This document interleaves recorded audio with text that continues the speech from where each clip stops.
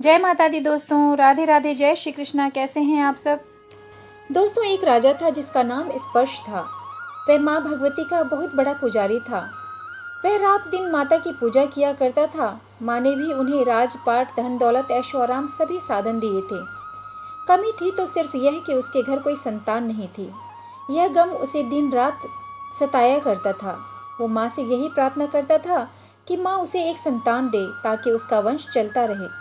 माँ ने उसकी पुकार सुन ली। एक दिन माँ ने राजा के स्वप्न में आकर दर्शन दिए और कहा कि वे उसकी भक्ति से बहुत प्रसन्न है। उन्होंने राजा को 2 पुत्रियां प्राप्त होने का वरदान दिया। कुछ समय के पश्चात ही राजा के घर में एक कन्या का जन्म हुआ। राजा ने अपने राज दरबारियों को बुलाया, पंडितों और ज्योतिषियों को बुलाया और बच्ची की जन्म कुंडली तैयार करने का हुक्म दिया। पंडितों और ज्योतिषियों ने उस बच्चे की जन्म कुंडली तैयार की और कहा कि हे राजन, यह कन्या तो साक्षात देवी है।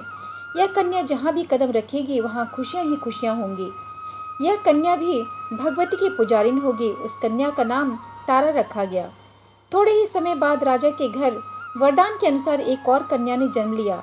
मंगलवार का दिन था। पंडितों और ज्योतिषियों ने जब जन्म कुंडली तैयार की तो उदास हो गए। राजा ने उदासी का कारण पूछा तो वे कहने लगे, महाराज, यह कन्या आपके लिए शुभ नहीं है। राजा ने उदास होकर ज्योतिषियों से पूछा कि मैंने ऐसे कौन से बुरे कर्म किए हैं जो कि इस कन्या ने मेरे घर में जन्म लिया है। उस समय ज्योतिषियों ने अपनी ज्योतिष लगाकर बताया। ज्योतिषी कहने लगे कि ये दोनों कन्याएं जिन्होंने आपके घर में जन्म लिया है, पिछले जन्म में राजा इंद्र की अप्सराएं थी। इन्होंने सोचा कि हम भी मृत्युलोक में भ्रमण करें तथा देखें कि मृत्युलोक पर लोग किस तरह रहते हैं। दोनों ने मृत्युलोक पर आके एकादशी का व्रत रखा। बड़ी बहन का नाम तारा था, छोटी बहन का नाम रुकमन। बड़ी बहन तारा ने अपनी छोटी बहन से कहा कि रुकमन, आज एकादशी का व्रत है, हम लोगों ने आज भोजन नहीं खाना है, तो बाजार जाकर फल ले आ। रुकमन बाजार फल लेने गई। वहाँ उसने मछली के पकौड़े बनते देखे। उसने अपने पैसों के तो पकौड़े खा लिए तथा तारा के लिए फल लेकर वापस आ गई। फल उसने तारा को दे दिए। तारा ने पूछा कि तूने अपने लिए फल क्यों नहीं लिया, तो रुकमन ने बताया कि उसने मछली के पकौड़े खा लिए हैं। उसी वक्त तारा ने श्राप दिया, जा नीच, तूने एकादशी के दिन मांस खाया है, नीचों का कर्म किया है।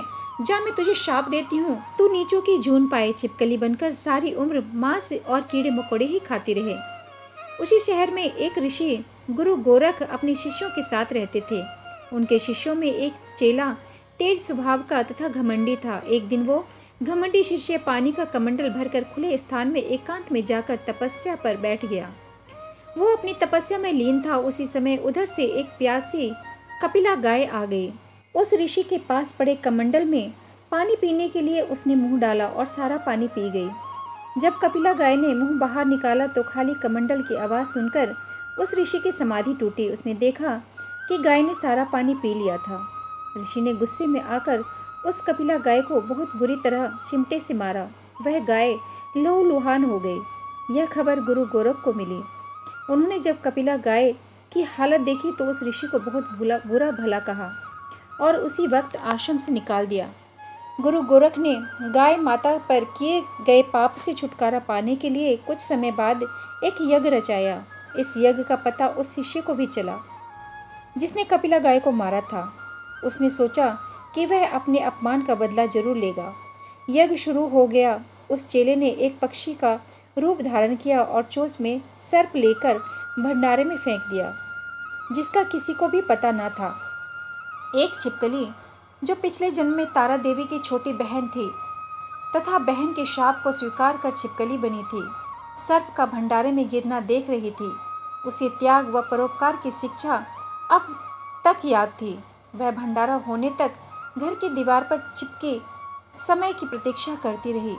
कई लोगों के प्राण बचाने हेतु उसने अपने प्राण निछावर कर देने का मन ही मन निश्चय किया। अब खीर भंडारे में दी जाने वाली थी। बांटने वालों की आंखों के सामने वह छिपकली दीवार से कूदकर कढ़ाई में जा गिरी। नादान लोग छिपकली को बुरा भला कहते हुए खीर की कढ़ाई को खाली करने लगे। उन्होंने उसमें मरे हुए सांप को देखा। तब सबको मालूम हुआ कि छिपकली ने अपनी प्राण देकर उन सबके प्राणों की रक्षा की है।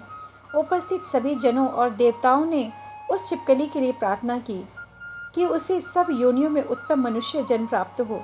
तथा अंत में वह मोक्ष को प्राप्त करे। तीसरे जन्म में वह छिपकली राजा स्पर्श के घर कन्या के रूप में जन्मी।